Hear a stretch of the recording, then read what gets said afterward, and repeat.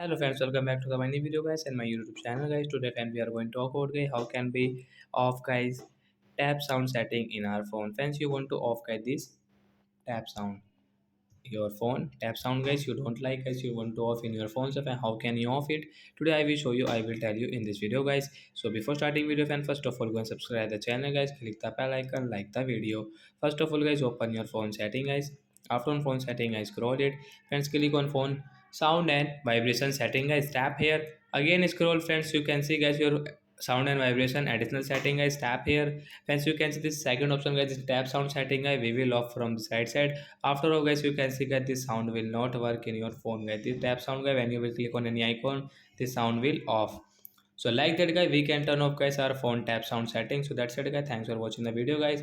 I hope friends you have understood how to off tap sound. So that's it guys, thanks for watching. Friends, do you have any doubt guys related to guys to sound and vibration setting guys, you can ask me in comment section. I will check, I will help you. Bye guys.